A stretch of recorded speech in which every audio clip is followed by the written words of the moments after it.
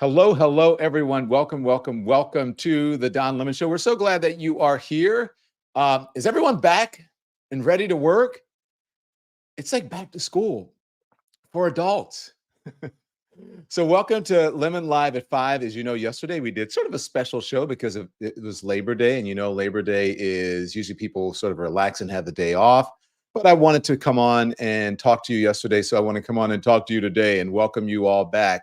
I hope you didn't have the Sunday night scaries on Monday night last night. So good evening. Welcome to the show where we talk to you, where you, our subscribers, are really the people who get to lead the show, sort of.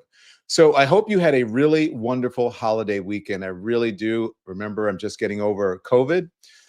You know, Labor Day serves as a very special marker in America. Yes, it recognizes the critical importance of unions, union workers, the people who have made sacrifices for this country, and it signifies really the unofficial end to summer. But in American politics, this marks when presidential campaigns enter the final sprint to the finish line. This is like actually when it begins, okay? So after this summer of historic political tumult, the path to the presidency for both Vice President Kamala Harris and for the former President Donald Trump this fall is becoming really much clearer. Democratic Vice President and the Republican former president, they're going to devote almost all of their remaining time and resources to 7 states. They're going to spend hundreds of millions of dollars targeting voters who, believe it or not, have only just begun to pay attention to the election. And I know that because I was out talking to people today with the lemon can, and people are still undecided. Some of them, not many of them, but some of them. Their campaigns, though, they're going to try to focus their messages on just a few key issues. Those issues will be the economy, immigration, abortion, and democracy. Remember, a few key states and a few key issues. So it's going to be a heck of a mad dash November 5th. It's going to be here before you know it. As a matter of fact, the debate is going to be here really before you know it. So we have so much to break down. I'm grateful to be joined by a fan favorite guest on this show, friend of the show. Billy Ray is here.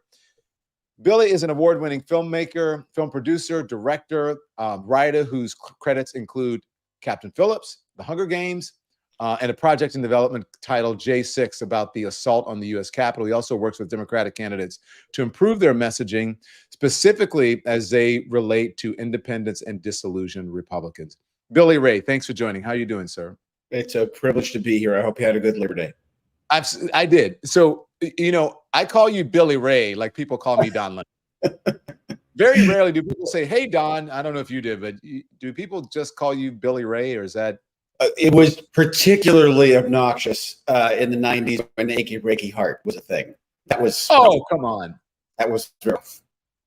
That was it. That was a problem. That was problematic, you say. Sure. Yeah.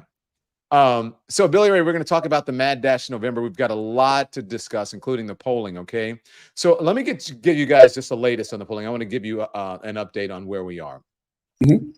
The Vice President Kamala Harris is leading Trump by 4 points. These brand new USA Today polls, Suffolk County poll by 2 points in a new Wall Street Journal survey. Recent polls of key states that Biden narrowly won in 2020, including Michigan. So Wisconsin and Pennsylvania show a close race with a narrow Harris edge, which is surprising because, you know, the president, Joe Biden, wasn't polling so well, right? Part of the reason that he's out. In addition to being competitive in those blue wall states, Harris has put the Sunbelt states of Georgia, Arizona, Nevada, and North Carolina, which were falling away from Biden, back in play. So that is huge. However, because of Republicans' advantage in the Electoral College, a race that Harris leads nationally by between 2 to 4 percentage points on average is equivalent of a knife fight a knife fight in a phone booth, I should say, a knife fight at the polling place. So as it puts that's how James Carville puts it. And it's set to decide a very smaller than usual number of states. Okay, so now that I've said all of that, Billy Ray, based on the polling, where do you think Harris should be investing her resources? Should she be should she go big on Pennsylvania? Should she force Trump to play defense in North Carolina? What do you think? Well, she needs to be everywhere, of course. But if I were Trump, I'd be very, very worried about a couple states that he thought he had locked up. If you look at where he's spending money, his big spend down the stretch will be in Pennsylvania and Georgia. He's not spending in Wisconsin or Michigan. I think he knows he's going to lose those. And he seems not to be spending North Carolina because I think he thinks he's going to win that. I disagree with him, by the way. And your friend James Carville will tell you he thinks that the Democrats are going to do better in North Carolina than in Georgia. But it seems like the Trump strategy is to count on North Carolina, put all the money into Pennsylvania and Georgia, and eke out a win. I don't think he will succeed. The numbers that I'm looking at are very, very encouraging for the vice president. How do you explain this?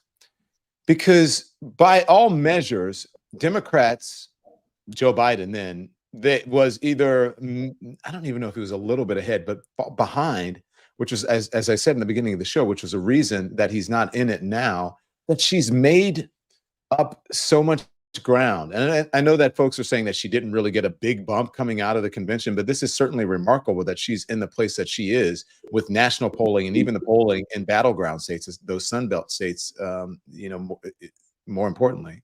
I think there are two reasons. One, and the biggest, is that for 3 years, 85% of Americans kept saying, don't give us a choice between these same two old guys again.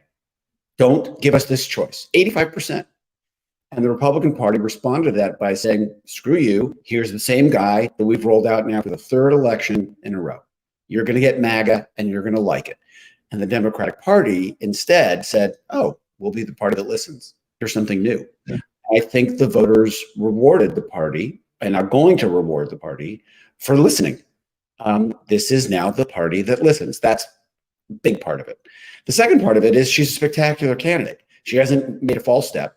Walz was a brilliant choice. I thought she was going to pick Mark Kelly. Walz was a fantastic choice. Her messaging has been so strong. She has gone right where the votes are, in the big middle.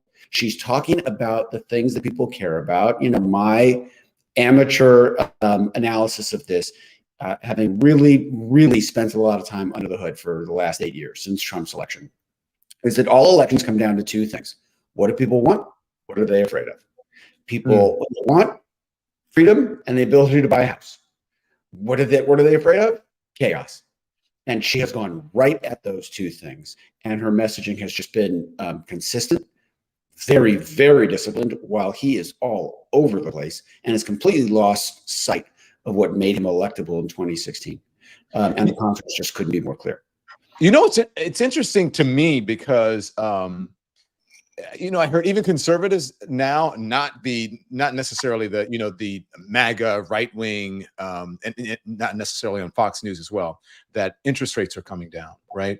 That people are starting to feel better about the economy, that gas prices are down from Labor Day to Labor Day, and so then, and also border crossings as well. Then what? And violent crimes are at it. Violent crimes down by 30% since the Trump administration. So then what is going to be their argument? Are they just going to continue to lie about it and rely on this false information or information that is no longer relevant? Are they going to keep leaning into that? What is going to be their play? If all of these things are happening, number one, what's going to be the Republicans' play? And how should the Kamala Harris campaign, the Harris-Walz campaign, what should they do? Should they lean into this? Of course, I think they should. So how do they react to it? Okay. So a couple things are at work here. First, when Donald Trump ran in 2016, they did a study of what were the most effective campaign lines of his 16-month campaign. And by far, the one that was the most effective was, "I will be your voice." It absolutely spiked off the charts. It was a spectacular lie, by the way, but it was good messaging. It was him saying, you're not just a vote to me, I actually care about you, and I will go be your voice. His campaign now is, you will be my revenge. That's just a bad message. It's just a terrible message. And it's why when you see him now at rallies, you see people leaving because it's boring. And it completely ignores what got him there in the first place, which was making them feel like they mattered, which is such a primal need. So that's the first problem. The second problem is he has no ideas. Like, go listen to a J.D. Vance rally. Go listen to a Trump rally. You're not going to hear anything about policy. They are absolutely devoid of ideas.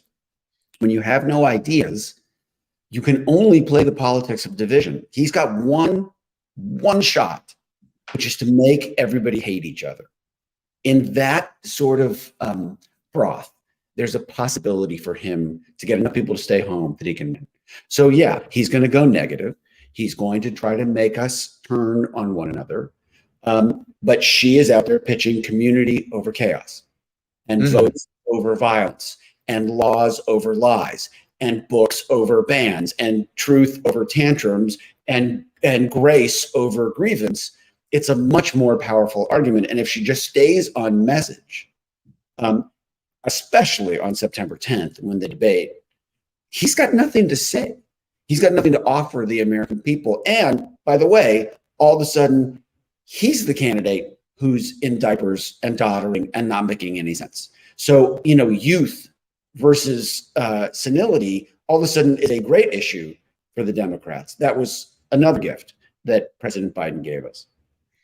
Having said that, let's talk about favorability, unfavorability, right? Because you're saying he's going to go negative. I'm not sure if that's going to help him with favorability. And we have some more interesting news this morning. It was courtesy of our reporter friends over at MSNBC regarding Trump's, the team's thoughts on another set of data, and that is the favorability numbers that we discussed. For context, an ABC News Ipsos poll released on Sunday found that 46% of likely voters viewed Harris's favorability versus 43% favorably, I should say, versus 43% unfavorability. Favorability, I should say, versus unfavorability, 43%. While Trump's ratings were 33% to 58%. So she's doing better. That situation is bad, apparently. Trump's team, it's so bad that they are giving up trying to reform his image.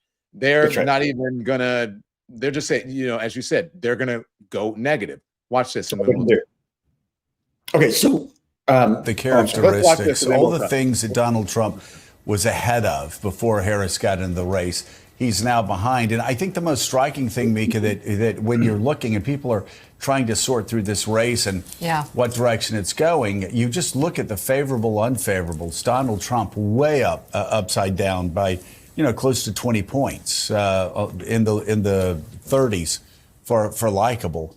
And then you have Kamala Harris actually upside. I think it's like 46, 43. That is a huge gap. And the Trump campaign has said, and if you see some of just the absolute crazed behavior, and it's really almost too much to get your arms around. And I understand that's the idea of it, that the claims are so outrageous. They're so disconnected from the truth. Trump moving all over the place on issues from abortion to immigration, now saying we need more immigrants in the United States. All of this stuff, the crazy stuff at Arlington, they're absolutely desperate. And the campaign has said internally, they know they can never they can't make people like Donald Trump. Right. There you go. So their goal is to make. So they're going to go negative, right? Their goal is to make Kamala Harris try to look worse. But again, I screwed up those numbers. So let me say, this is what the polling found from ABC News Ipsos. And it was released on Sunday. 46% of likely voters viewed Harris favorably versus 43% unfavorably. Trump's ratings were 33% to 58%. So I wonder what you make of that and what Joe and Mika said over on Morning Joe. Do you think Harris's favorability advantage can persist over the next 63 days, Billy? I do. And this was the thing that was such a critical number when Biden had decided not to run, but Kamala had not yet become the official nominee of the party.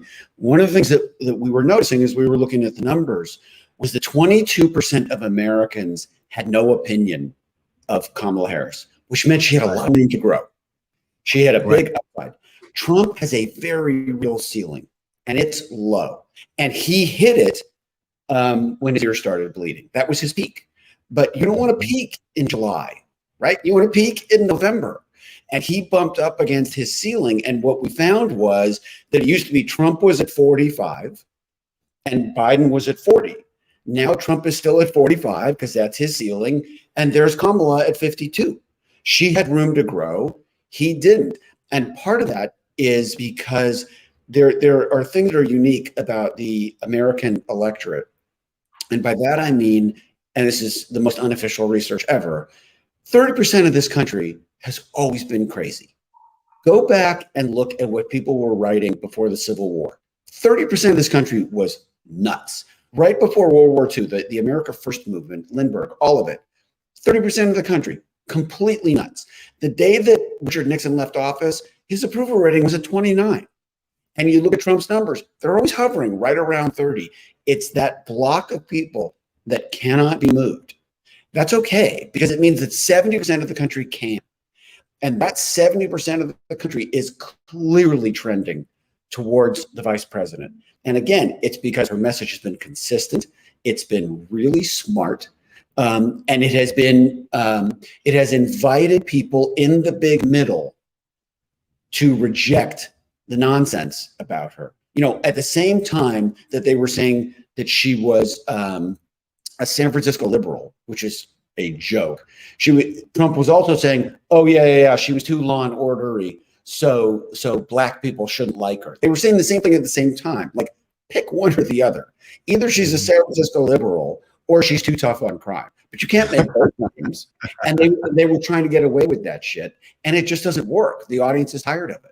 Well, maybe that's a new definition of a San Francisco liberal, is that you're a tough on crime. And I mean, No, no, and I mean that because so. it seems to me, as I'm listening to Democrats, they not seem to be, I believe that they are stealing the messaging of Republican, things that we usually hear from Republicans.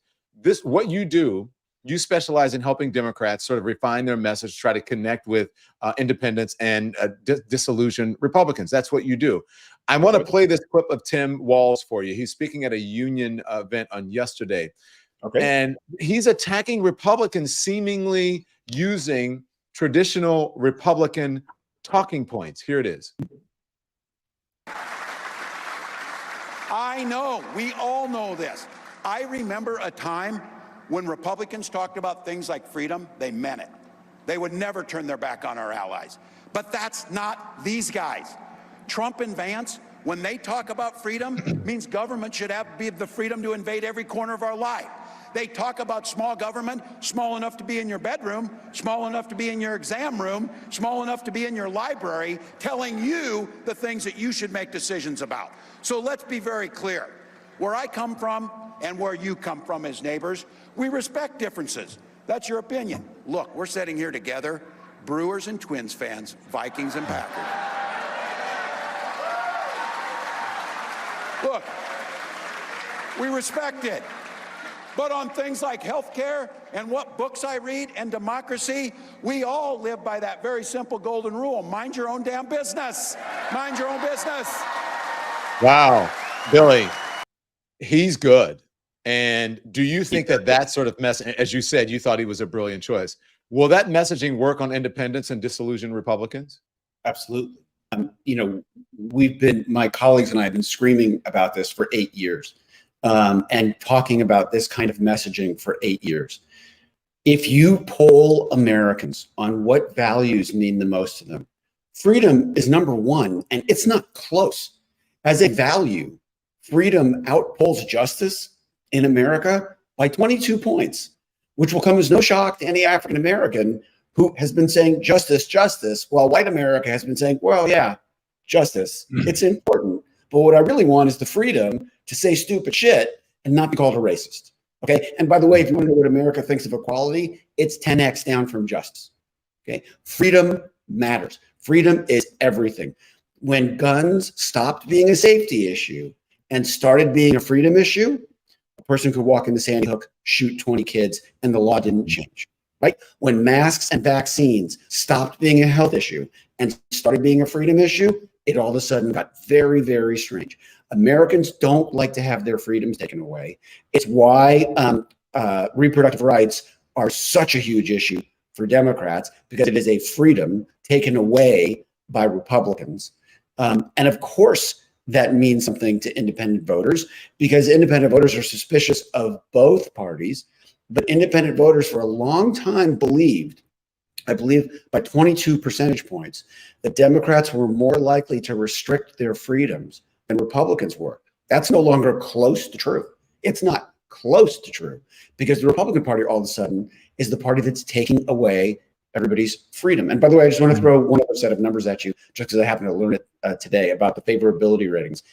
In swing states, among Latino voters, it used to be Biden and Trump dead even.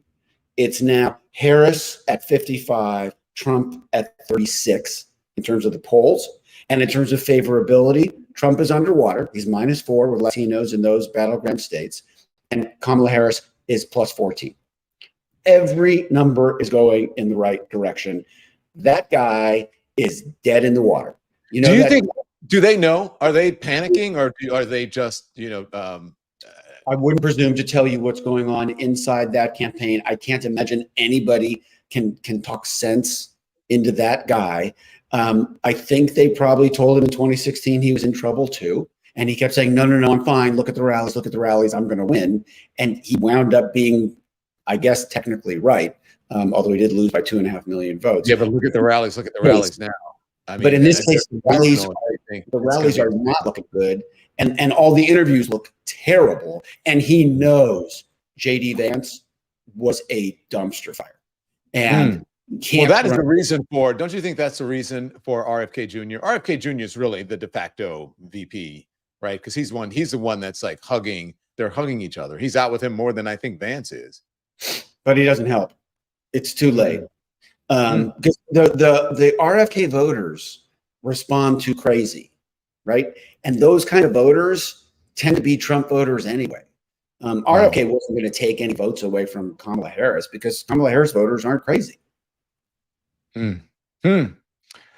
Speaking of disillusioned Republicans, I want to play 2 clips that are going around today, that are making around today. The first one is the son of former GOP presidential nominee John McCain. Now, you usually hear a lot from his daughter. What's her name? Megan McCain. But you don't hear a lot from him. And so here is John McCain's son. So, I mean, this has been, as you note, Donald Trump has said a lot of things that have offended people in the veterans community. It may have started, actually, when he said that your dad wasn't a war hero because he was captured. That was back in 2015. And then there are all the other things that he has said and done, including what his former Marine General and Chief of Staff John Kelly said, that he said behind closed doors, and suckers, losers, etc. You were a political independent for years. And you just recently registered as a Democrat. Why the switch, and how much of you moving not into the Republican Party, but starting as an independent and now moving to the Democratic Party, how much of that is because of Trump and his effect on the Republican Party and his attitude towards veterans? I mean, to begin, what Trump said about my father is irreprehensible. I mean, it's I've never forgotten it. And, to remind everyone, John McCain was my father as well. And, he was the guy I went to when I skinned my knee, So to hear those things said about him, I could never forgive. The one thing about John McCain is that he cared about his country and he lived his life that way. So as we moved on, and I was gone for a year, so I didn't have a chance to change. But as soon as I was back, I see, I care about my family. I care about equal rights of everyone in this country. I care about all this. And, as much as I stayed as an independent, I decided that, it was time to move on and do what I believe in. The fact of the matter that he said it constantly is country first. You have to think about your country first. However that is, care about your country. Care about how making it better, not being divided, but being together as one to continue to be the greatest country in the world. So, Billy, I thought he was very articulate there. I wonder what you think of that, and I wonder what you think John McCain would make of the Republican Party today. Although I think we had some idea of how he felt about the Republican Party, especially MAGA and Donald Trump. Look, there's an ad for a congressional candidate out here named Will Rollins that I helped with. He's running in Palm Springs against a Trumpian dinosaur named Ken Calvert, who in 32 years in Congress has enriched himself by $20 million. Not an atypical story.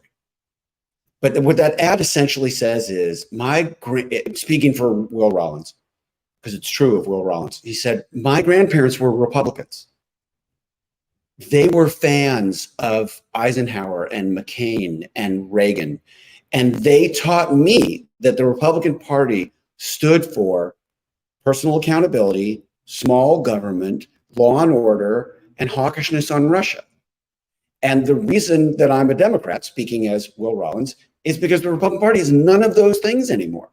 The Democratic Party is much closer to those ideals than the Republican Party is, because the Republican Party has been not just co-opted, but hijacked, corrupted, poisoned by MAGA and by Trump. And I don't believe that John McCain would have stayed in that party. I know he wouldn't have done what Lindsey Graham did. No way.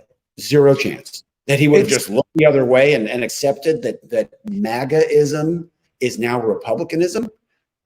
Zero chance. It's interesting to me because I hear, Kamala, they'll say Kamala, right? Oh, she's just too far left, moving too far left. How? I feel exactly, but I feel like now, once many, many moons ago, I was a Republican. I'm an independent now, and I've been for decades. But this feels almost like the old Republican Party rather than the Democratic Party.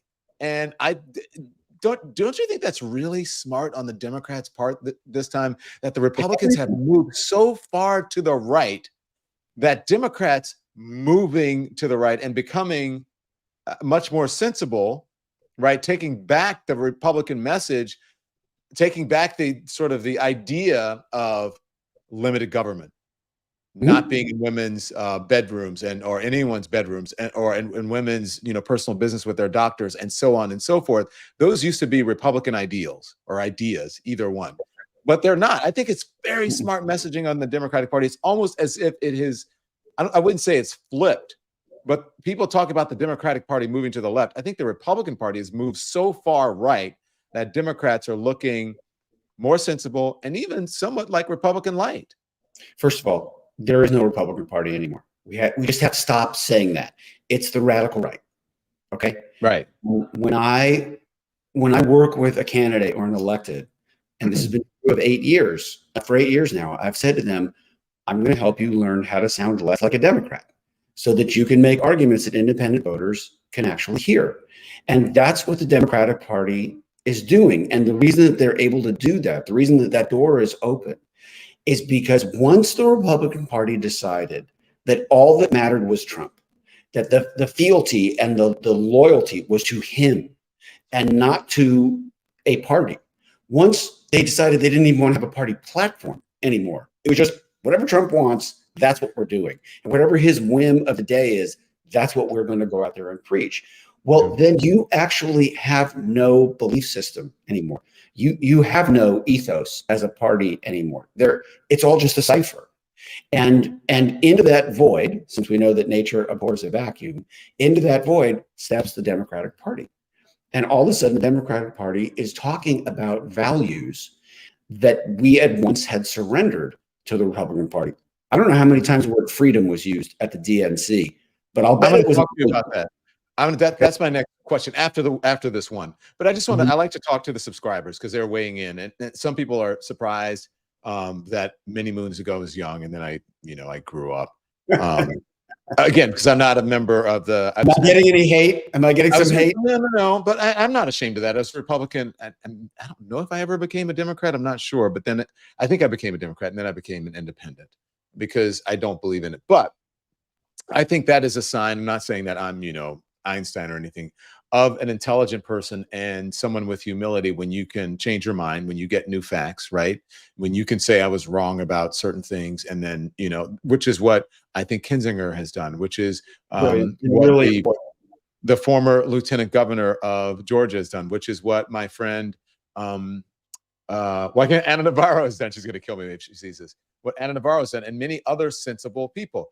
Delane Pep 22 in the comments says, I used to be a Republican. My first president was Reagan. It's not the same. Trump and his minions ruined that. Very similar experience. Delane Pep 22 is mine. Reagan was my first Republican president. And then after the whole debacle about HIV/AIDS or whatever, when it is, I started moving away from that. Linda S says, my dad was a Republican. That was not the same party that he claimed. Too wacko. Yes. And the Republican Party, especially in the South, was a bit different as well. MAGA and normal people, AKA Dems, says Winky Campbell. So listen, I want to know how you guys feel about this. in the comments. Tell me how you feel about this conversation, because I think it's very smart what the Democrats have done. And I think, honestly, I don't know if it's a wink and a nod to Democrats where many of them haven't caught on to what the party is doing, especially with messaging, especially when Kamala Harris says, look, my morals and my ideals have not changed, right? I'm the same person at my core, meaning I'm in a general now for the most part. I've sort of been a primary, right? When it was, I'm in a general now. And so I'm going to have to moderate. Well, let me give you a slightly different example of that. I didn't mean to interrupt. I'm sorry. No, you're not. A slightly different example. Not at all. Because the thing about what the Democrats are doing, it's not just that it's smart, it's that it's truthful. It's where Democrats actually are collectively as a party and individually as candidates. But let me give you an example. When we talk about the environment, okay, it used to be that the radical right, was able to paint the Democrats as crazy on the environment. Mm-hmm. You know who is most concerned with the environment in all of America? It's the chairman of the Joint Chiefs of Staff. Hardly a bunch of tie-dye wearing hippies, okay? Because they know that if the seas rise, all naval bases will have to be junked and rebuilt. That's a couple $2 trillion, right? And that if you keep having catastrophic global weather events around the world, you're going to have global destabilization, right? You're going to have more people competing for fewer resources. And my friends, if you don't like it when 12 people cross the Mexico-Texas border, wait until there are 1 million climate refugees trying to get to the United States because they have nowhere else to go. That's chaos. That's what the Democrats are trying to prevent. And that's what the Republicans, the radical right, cannot prevent because they won't even admit that it's a problem. But that's an example of where the Democratic position now just looks very sensible. It looks completely independent and sort of devoid of politics. And the radical right's position, which is there's no such thing as climate abnormality at all. And we shouldn't be talking about climate rescue conceptually. They look extreme. They look crazy. Have you read Project 2025? I spent the weekend reading it. I need listen. I would have read it. I wanted to read the whole thing, but again, as I said, I had COVID. But I think before the election, I'm going to read the whole thing, and I just could not. I'm just exhausted. Yeah, it's pretty shocking, and it describes a blueprint for a government that is outside of the American experiment. It is so antithetical to what we all believe. You know, one thing that the last 8 years have proven is that democracy is a decision. It's not automatic like gravity or the sun rising in the east. Democracy happens because Americans decide that it must happen. Mm-hmm. And if they don't decide that it must happen, democracy goes away. That's what Project 2025 is there to do. And I think that in listening to your show, people are making that decision. In knocking doors, in volunteering, in postcarding, in doing phone banking, in sending $5, you're making that decision, and it will save the country. Well, the folks are loving you. Lanzetta says 100% Billy Ray, and there are a lot of Billy Ray lovers in here. Great. Someone told me Hunger Games fans. It may not be politics. Say again? They could just be Hunger Games fans. Yeah. All right. Well, you haven't done. Wow. No, I haven't read. Dan Sabo asked me. I haven't read the entire 900 things. I know what it is. Here's one thing I can tell you. But I haven't read the whole thing. One thing I can tell you. Let me just ask quickly before you say that, Billy Ray. I think a very important poll that we have up, and I would like to learn about you. It says, how do you identify politically Republican, Independent, Democrat? Please, about 400, almost 500 of you have voted. Can you vote in that? And also make sure you hit the thumbs up, like, and subscribe. It affects the algorithm. Go ahead, Billy. Sorry. No, I'll wait for the next question. I'm fine. Oh, here's what I want to say about Project 2025. One of the things that is most stunning about it is the number of times that it refers to wokeism, which it calls cultural Marxism, but also the number of times that it talks about transgender people. you would think that every other person in America was transgender, that it was just an onslaught of transgender people, and that all of government needs to change in the way that we're dealing with it. Here's the thing, okay? Through the political work that I've done, I've gotten to know many, many congressional districts in this country. And I've talked to a lot of people. And what they want to talk about when candidates knock on their doors, when candidates meet them on their front porches or in their living rooms or at a fish fry or at a county fair or at a town hall, what people want to talk about, they want to talk about the cost of living, right? They want to talk about Social Security and Medicaid. They want to talk about, can we afford to buy a house? Is my child's future going to be secure? The quality of our air, the quality of our water. They want to talk about all of that, right? Nobody is talking about the trans issue. Nobody's thinking about it. It's not on anybody's radar. But Jim Jordan, Marjorie Taylor Greene, Ted Cruz, Josh Hawley, they've all decided that instead of focusing on all of those issues, can people buy a house? Can they afford to live? They've decided that their job is to follow a bunch of middle schoolers into their locker rooms to inspect their genitals. Mm-hmm. That's what they think they should be doing as elected officials. That's a desperation. That's a desperation. All of it. Don, or as you and I now know, Don Lemon, they are so fixated on this issue. When you read Project 2025, you will be shocked how many times it's mentioned. It is an obsession that borders on paranoia. It speaks of such a mental and emotional state of unease. Mm-hmm. Those people, they don't need an election. They need a fucking hug. It's really, really sad. If there is, we had a soundbite yesterday, and I don't know if we can get it now, of Donald Trump talking about the trans issue he was on stage at some sort of talk. If you can cue it up or get it, just run it when you can, Nikki, if you find it. Producer Nikki. And I'm surprised by how many people I hear discussing this issue with really no knowledge of this issue. But they're never Democrats. They're never, no Democrats talking about it because it's not a thing. It affects so few people, but also young people. I was talking to a bunch of college kids who, by the way, I want to ask you about this. They're saying that all of them are going to vote for Donald Trump.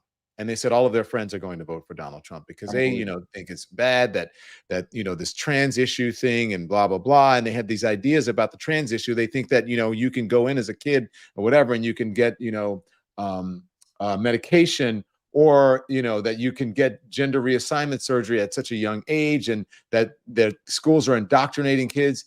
It was shocking to me that they were so misinformed. Part of it, they say it's because they get their news from TikTok or whatever, but part of it is because they hear their parents talking about it. That message is spreading. Okay, but again, when candidates knock on doors and they ask people, what do you really think about? What is going to determine your vote in this election? Okay, It's who's going to go to bat for me? Who's going to fight for me? Who's going to help bring down the cost of living so that I can provide more for my family? Who's going to help my 26-year-old kid buy a house and get into that game? Who's going to protect our skies? Who's going to protect our water so we don't have Flint again? Who is going to protect Social Security? Who is going to protect my right to choose? Who's going to keep my kids safe from insane levels of gun violence? There are so many lies in American politics, but the biggest, by far, and it's not close, is that we are a divided country. We're not. We're not near. Let me just make the point. I'm sorry, I'll go fast. When they put minimum wage on the ballot in Florida, it got 60%. When they put it on the ballot in Arkansas, it got 62. When they put it on the ballot in Missouri, it got 67. This very democratic idea in states where Democrats always get their asses kicked. Americans, by 2/3, agree with us on minimum wage, abortion, guns, climate, protecting Social Security, protecting Medicare, legalizing cannabis. It's incredible how much they agree with the Democratic Party about. If we keep those issues in the forefront of the American voters' mind, not only will we win, we will destroy. And it will be the end of Trumpism forever. And the Republican Party will have to rebuild itself. Well, this is what I want to play this because they, again, it's a lie. They're leaning into lies. And I feel like they're running, I've said this many, many times, a campaign from a time gone by. It feels like 2024 version of Willie Horton. But this is Donald Trump on stage speaking to a large crowd, giving lies and misinformation about the trans issue. Watch this. Great. Almost nobody in this room wants, who I think 85, 90% of the country doesn't want him there. I absolutely agree. But the transgender thing is incredible. Think of it. Your kid goes to school and comes home a few days later with an operation. The school decides what's going to happen with your child. And you know, many of these childs, 15 years later, say, what the hell happened? Who did this to me? That is your child goes to school and then comes home a few days later with an operation. I don't know how that's even possible. And that the school is deciding, that is just a flat out lie. No. Okay, it's a lie. Can I just give you a little bit of just mathematical perspective here? Okay. If you take kids between the age of 6 and 18 in America, that's 63 million children. Okay. Do you know how many of them sought counseling for gender issues last year? 420,000. And you know what percentage of them actually took a pill? 10%. So 40, I can't do the math in my head, but 42,000 kids out of 63 million. And this guy running for president is going to talk about it as if it's a 5-alarm fire. This is such massive fraud. It is such political malpractice. But for me, let him keep talking about it, because I know that it doesn't move the needle for independent voters. It only makes him look more scattered, more insane, and less like a policy guy. So I'm good with it. Do you think that there is a hidden, again, it was a little surprising coming from these kids. Do you think there's a hidden college vote, young people vote? Because I don't know if you read the New York Times article, and we know that Donald Trump is going after these sort of 20-something to 30-something-year-old white guys, right? Going on these obscure podcasts, and some of them very popular podcasts, etc., trying to get that vote, and also appealing to college kids. And it seems to be penetrating. I'm wondering if there's a hidden college vote, if there's a hidden vote among African Americans, especially men, and maybe a hidden vote among women, or do you think it's all baked in? Look, I'm trying not to go for Trump, in favor of Trump. I'm trying not to see this through the lens of my own personal perception of him. But again, if we go back to those two basic drives that make people vote, what do they want and what are they afraid of? Okay. What do people in their 20s want? Okay. It's economic. They want to know that there's a chance that they can be relieved of their student loan debt and buy a house. It's really that simple. Kamala Harris is talking about that every day. Donald Trump hasn't mentioned it once. Okay. What are they afraid of? They're afraid of a chaotic world in which the climate has made life unlivable, and they never get the chance to have what their parents had, which is have kids and play on a beach, right? Take a vacation when they can afford it. They're afraid of chaos. Kamala looks unbelievably centered, and Donald Trump says another chaotic thing every time he opens up his mouth. So for me, the greatest news for the Democrats is that Donald Trump is out there campaigning. He couldn't be doing a bigger service to the Democratic Party or to democracy more broadly. I'm going to say, look, I'm going to have to disagree with you a little bit. Not on that. I think that there's an appeal. I do think that there's a hidden vote. These kids are telling me that they're afraid to say who they're going to vote for. They're afraid to say how they feel politically. And they said, I wouldn't say it in class. I wouldn't say it in school because you can't. Because you'll be ostracized. A teacher, I'm afraid that my grades will be lower. Because I guess they said, well, I'm not really a conservative, but I don't like the pronoun thing. I don't like, some of the things they call wokeism. So maybe they are closet conservatives. I don't know. So I think that there is a vote there that's not being counted. As I am out, and I know that this is unscientific. Just speaking to people on the streets, I come across more Black men than not who say that they're going to vote for Donald Trump. So I think that there is maybe an undercounted or an underrepresented part of the electorate there. And also women as well who say the same thing. And they won't say it. They tell me when the college kids said, I can't say this to my teacher, I can't say this to my professor, I would never say it in class. Those people told me the same thing when I was out speaking to them. Don, I'll say this to you because I know you. They wouldn't say it to a pollster. If a pollster even approaches them, they wouldn't say it to someone who does a focus group because they don't know them and they don't feel comfortable enough. But when I walk up to people on the street, they go, oh my God, it's Don Lemon. And I'll ask them a question. They go, I don't want to talk. But all right, if you really want to know how I feel, this is how I feel. So I'm just saying, be cautious. We need to be cautious. Sure. Of course. Of course. So, and you may be right. And I'm not in any way dismissing your anecdotal experience. In my experience, yeah. Okay. I will say, in the polling, we asked people, how do you identify politically? 74% said Democrat, 17% said independent, am not affiliated with any, says 6%, Republican 1%. We don't have a lot of Republicans. So it was about almost 700 people who voted on that. So let's move on because I want to talk about some other things. And it's going to have to be a lightning round. Okay, Mr. Billy. All right, I'm going to do shorter answers. Yeah, shorter answers. So we heard from John McCain's son, former Senator the late John McCain's son. I want to play another prominent Republican saying that he will not vote for Donald Trump today. And that he's from Pennsylvania. And that is Senator Pat.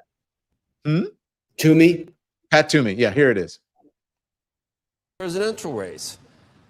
You guys like Paul Ryan, that tell me, you give me a list of reasons why Kamala Harris would be the worst thing to ever happen, but still won't vote for Trump and say something like, well, it's not really a vote for Harris, and I'm not really, I just can't. Yeah, because it is a binary choice. So a vote not for Trump is a vote for Harris. So a couple of things. First of all, I voted for Donald Trump. I know twice, you did, but 16 but and we're in not 2020. talking about. But when you lose an election and you try to overturn the results so that you can stay in power, we all are familiar. You lose me. You lose me at that point. Then so you prefer Kamala Harris.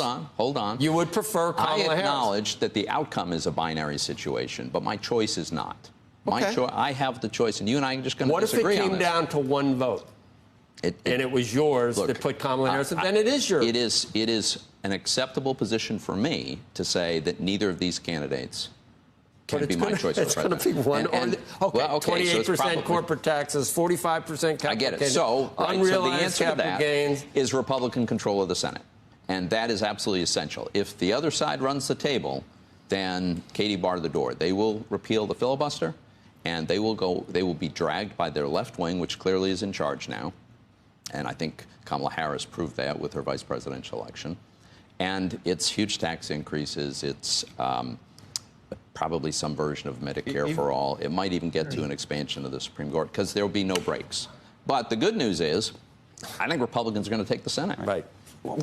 Perhaps, but there's plenty of regulatory moves, as we've seen from Biden. There's sort of executive orders. Okay, so listen, they're kind of getting into the weeds there, okay, Billy. But let me just, I wonder, and I'm not sure if Pat Toomey is right when he says that they're being led by the left wing, because I believe that the squad, right, and all those folks, that they have an outsized influence in Republican. They or live rent-free in Republican media's heads. But the actual power that they have in Washington is minimal. You hear a lot about them. Zero. But the Democratic Party does not govern with, laws and ideas that come from the squad. But the Republican Party does. So I'm wondering, what do you think? He said, the election result may be binary, but my choice is not. That's a powerful message for disillusioned Republicans. No, and I don't know. Again, you can talk about whether you think Pat Toomey is right on what he said. Look, the left is a part of my party, but it's not the sum of my party, and it's never been the face of my party. It's the boogeyman of my party for radical right, insane propaganda. Look, Pat Toomey's, I don't know the man, but he's in a tough spot because he knows that Donald Trump is incompetent and inept. And I hate to use the word evil because evil sounds like there's some sort of ideology there. And I don't think Donald Trump has one, but he certainly is authoritarian and anti-democratic. So Pat Toomey cannot, in good conscience, vote for Donald Trump. But because he still wants to be invited to cocktail parties, he has to then trash Vice President Harris. But it didn't really look to me like his heart was in it. Yeah. So listen, I wanted to say this because I thought, when you're thinking about the Republicans now, at least John Kingston, I think he said he's an independent, but he needed to step forward and say something. And then, you got Pat Toomey, and you also have other Republicans. This is the fascinating fact. If you tell them you're busy, you can't talk right now. That is just mortifying. I'm so sorry. You have to turn on the do not disturb, sir. So do you know how many times Ronald Reagan was mentioned at the RNC convention? No, how many? So by my producer's count, only 3. He was mentioned. That's just bad politics. That's just dumb. But he was mentioned the same number of times positively at the DNC convention. Do you know how many times John McCain was mentioned at the RNC? Less than 3? Not once. Perfect. Do you know how many times he was mentioned again positively at the DNC? How many? 4 times. That's why I say messaging is changing. Yeah.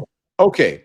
I want to pivot to something else that is just, again, to me, that these folks are operating. It's ridiculous what they're. I don't know what they're doing, and I think they don't know what they're doing. I think they're just sort of flailing and grasping. I want to pivot to this latest outrage du jour being promoted by Fox News and conservative media, Billy. They're claiming that Kamala Harris is, quote, faking a black accent, or as we call it, a black accent, while speaking in front of predominantly black audience. And I'm going to remind the audience that they did this with Barack Obama too. Apparently, white Republicans have no idea what code switching is and how black people do it all the time. As a matter of fact, most people do it all the time. And I'll explain that. But watch the clip and then we'll talk about it. She speaks here. Watch. You better thank a union member for sick leave. You better thank a union member for paid leave. You better thank a union member for vacation time. It's like a Southern accent, it sounds like, Congressman. She must have got the blueprint from Hillary Clinton. I don't know what's up with that accent. But, wow. I mean, even the union workers are united with us where they do not want this price fixing. The price fixing, it'll never work. Nixon tried it for a second. He realized it didn't work. It is Venezuela, Cuba, all rolled into one. She really needs to realign her thought process as far as business goes. The free market will always fix everything. And if she's watching, which I hope she is, just drill, baby, drill. If you bring back the energy sector, this problem goes away. Okay, Billy. Let me tell you that's some bullshit because everybody code switches. Let me explain to you how, right? So you're talking, if you're in a professional environment, blah, blah, blah, blah, blah. When you see your boys at the gym, you go out to whatever, what's up, brother? How you doing? What's up, man? All right, bro. That's code switching, right? Does that mean that you're faking being a dude? I find when I'm in the South with my family or if I'm around them, hey, y'all. What y'all doing? That's how I talk with them, whatever. If we're talking about somebody who's in church on Sunday, you heard that reverend. He said, you better get your behind or whatever you are sinning on Saturday and going to church on Sunday. People do that. White people do it. My country, Western friend, my friends who live in the South and, listen to country Western music, blah, blah, blah, blah, blah. When they're with their friends and speaking to people, they're like, hey, they do the accent. If you hear the country music, they do the same thing. If you watch them at a music award show, they don't necessarily get on stage and do it, right? So everyone code switches. To me, it's some racist bullshit from that Maria Bartiromo show trying to pretend, I guess, come up with something, or she's just ignorant about code switching, because I'm sure she does it herself. Okay, first of all, let's just talk about the idea that Michael Rowley, of whom I was unaware until 5 seconds ago, that he thinks that Kamala Harris is going to tune into Fox News to take campaign advice from him. Okay, that's adorable. Let's just start right there. Okay, like, Michael, take it easy. Nobody gives a shit what you have to say about anything, but least of all the vice president of the United States, who's about to ascend to the presidency. Again, how is that criticizing Kamala Harris and the way she talked at a union rally? And by the way, she's ahead with union voters of Donald Trump. So let's all just sort of slow our roll. But how is complaining about her accent going to help the average American with the price of rice? Right. How does that deliver for the average American voter on what they want or holding back what they're afraid of? And the answer is it doesn't. This is a party that has no ideas. All they've got is the politics of division. That's it. And the politics of personal destruction. The next, is it 62 days? Whatever it is, are going to be so abhorrent. They are going to be so ugly from that side. God. You think Trump, after September 10th, when he gets stomped like a narc at a biker rally in that debate, if you think that guy is going to wake up the next morning and go positive, sorry, that's not what's. He is going to get as racist and as down and dirty as any politician ever has, and it will blow up. Remember lightning round, Billy. Okay, sorry. It was a long clip. It just drives me crazy, because either I don't know if they're being deliberately racist or they just don't know, because, I'll talk to my friend. I said, "What'd you do?" "Oh, my girlies and me, we went for brunch, and oh my gosh, right." And that's like, there's a form of code switching that every single person does when they're around people that they're familiar with, or when they're with their tribe. It is, to me, it's ridiculous. Okay. Yes. And I think it's going to get worse. Michelle Obama warned us at the convention that it's going to get worse, and they're going to double down on ignorance and hatred. Okay. So Fox News is doubling down. This is White House correspondent over at Fox News, Peter Doocy, pressing Karine Jean-Pierre on this BS earlier today. Watch. Since when does the vice president have what sounds like a Southern accent? I have no idea what you're talking about. Well, I mean, this is... She was talking about unions in Detroit using one tone of voice. Is this something that you think... Same line... Okay, Peter, that she used the same line in Pittsburgh, and it sounded like she at least had some kind of a Southern drawl. I mean, do you hear the question that you're... I mean, do you think Americans seriously think that this is an important question? They care... You know what they care about? They care about the economy. They care about lowering costs. They care about health care. That's what Americans care about. So that's what they want to hear. This is something... They care about, your colleague just asked me about what basically we talked about, went back and forth about democracy and freedom.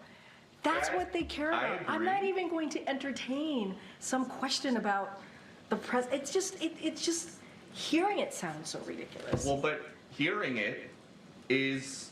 The question I'm talking about, the questions is just insane. Is that how she talks in meetings here? I'm just... Peter, we're moving on. We're still moving around. Go ahead, Anita. Thanks. I mean, I did Peter. Come on. I know what that voice was.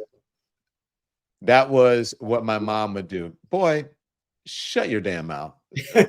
Shut up. What's wrong with you? And then that's what she wanted to say. I would just be like, really? And then, next question. But I can't believe he even asked that. I mean, what do you think? Crazy. What else is he going to ask about, Don?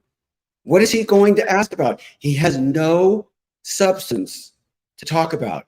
This is the thing that they're going to jump on today. Let's see what kind of legs it has. Let's see if they're still talking about it, not only a week from now. Let's see if they're still talking about it 2 days from now. No, there'll be some other equally unimportant distraction that they're going to try to blow up into an issue. But they've got nothing. They've got nothing on the issues. Again, minimum wage, a woman's right to choose. By the way, on guns, do you know if you stop calling it universal background checks, which is a term everybody hates, and you start calling it violent history checks, 95% of America comes with you, including 73% of NRA members. Okay, protecting Social Security, protecting Medicare, decriminalizing cannabis. On every issue, 2/3 of the country is with the Democrats. Yeah, you're damn right. They're going to talk about Kamala's accent when she was, having fun at a rally, because that's all they've got. But ultimately, the American people, when they go into the polling place and they got to pull a lever, they're going to ask themselves, who's going to make my family's life better? Do you honestly believe that the majority of Americans think that Donald Trump is that candidate? Doesn't everybody remember what the fuck happened the 4 years that he was president? I would just like to, I'm sorry it's a lightning round, but I would just like to set the table again. In 2016, Donald Trump asked for the votes of America based on 4 promises. I will bring back manufacturing. Your healthcare will get better and cheaper. I will drain the swamp. Mexico will pay for the wall. None of those things happen. Yeah, but he had a Republican House, Republican Senate, Republican Supreme Court, and went 0 for 4, which either means those were bad ideas or he was the wrong executive. But either way, the American voter deserves better. And the American voter got better in 2020. They actually voted for Joe Biden, who did bring back manufacturing, who did actually make their healthcare more affordable, who did drain the swamp. Nobody from his administration has been even accused of a crime, much less gone to jail. And then, of course, will Mexico pay for the wall was a dumb argument in the first place because there's not going to be a wall. Yeah. So, sorry.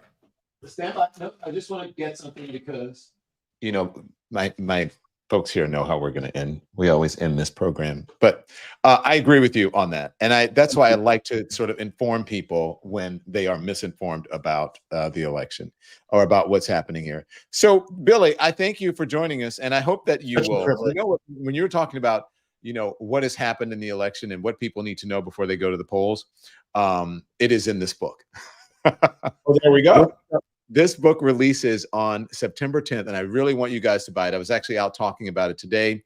I had an interview with the New York Times. I did a photo shoot with the New York Times, and I was out talking to people about the book.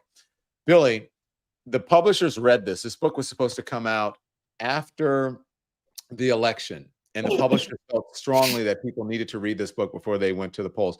By the way, today is the first day that I actually kind of look at the book because I actually am in better lighting. I'm back in my apartment in New York City. I'll be back in the studio soon.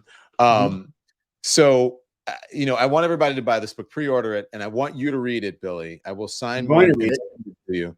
But I speak about a woman's right. When someone, the college kid that I was speaking to on Sunday asked me, well, what's the most important thing for you in the election? And I said, women's reproductive rights. And he goes, really? And I said, yeah. And I said, because that means that I care about the Supreme Court, because if they take a woman's right away, they could take my right away as a gay man for marriage. They could take your right away for whatever it is that you feel that is important to you. And I said, it would be shocking to me that young women, especially in college, would not want to support, those ideals. And then today I got stopped by the Daily Mail on the street and they said, who are you voting for? I said, well, I don't like to say who I'm voting for, but I will tell you that I'm voting for democracy. So I think you can sort of figure out one issue for me. What that means. Yeah. Number one for me is democracy and making sure that my kids get to vote for the rest of their lives. Donald Trump said explicitly, we won't ever have to vote again if we vote for him. That doesn't interest me. Who do you think is going to win the debate? Oh, Kamala, of course. You don't think he's going to try to steamroll her? He can try to steamroll all he wants. She's ready. She's a prosecutor. She has dealt with white collar criminals before, and that's all this is going to be. When there was a narrative out there the other day, they were trying to in right-wing media saying, oh, she's ignoring the press. She's putting in her headphones so that she has to ignore the press. Look, I don't know if that's true or not, but I felt like when she was listening to those headphones, the Rocky theme was going in the headphones, and she's pumping herself up and getting ready for. Okay, so let me use this for 1 second as a platform to speak to those right-wing, I can't call them journalists, but TV personalities. Or creators or podcasters or whatever. And all the rest of them. Okay. Shame on you. You know this guy doesn't believe in democracy. You know this guy doesn't give a damn about America. You know that this guy represents everything that's wrong with this country. And you go out every single night and you tell lies to try to make him seem more electable. And maybe it's because you're just making money doing it. Maybe it's because it makes you feel popular with your friends, but it's bad for your country. It's unpatriotic and it's shameful. You got to knock it off. Billy, you're the best, man. Thanks. Thank you so much. I hope you enjoyed this conversation. I hope you'll come back. I loved it. How do I see the comments? What do I do? They're up on, if you go on YouTube, I mean, there are live ones up now. And then after the live show ends, the comments that were in the live comments will go away for a minute. And you have to wait. And once it re-uploads into YouTube, you'll be able to see the live comments. Just look for comments. There'll be the regular comments as usual. But if you watch the show back, I think there's a button or something that you click on to look at the live comments. But folks liked you. People liked you. Talk to you anytime. Thank you, Billy Ray. I appreciate it. I'll see you soon. Thank you, pal. Okay, you can get out of here. I'm going to talk to the subscribers for a little bit. So anyways, thank you guys. Billy Ray is a great guest, a very smart man. And again, I was out and about, and I got, as I said, I was stopped by the Daily Mail today, and they asked me who I was voting for and a number of other things. And then I was out talking to people. Actually went down to Wall Street, which you'll see on social, and some of it I think we'll put it here on YouTube so that you can see the shorts.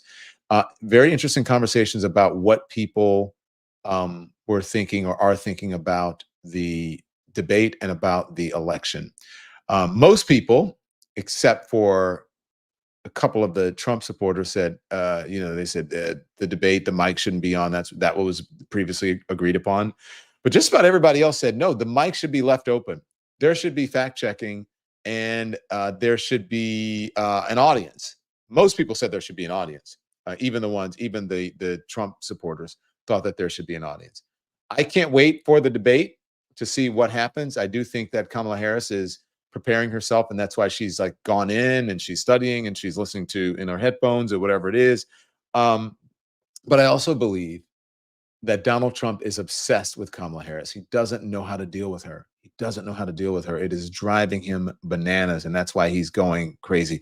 It's obvious to me that he's looking at old tapes of her, because he brings up the 2020 debate, and you think he really remembers that. So I think he's looking at old tapes, studying it. He's obsessed, and he is, doesn't know how to deal with it. So we'll see what happens. I'm so glad that you guys tuned in. Make sure you get the book. Pre-order, please. It's at the top of the comments. I Once Was Lost, My Search for God in America. Wow. It's starting to look like that again. It's about time. All right, guys. Thank you so much. I will see you tomorrow. Okay? Bye-bye.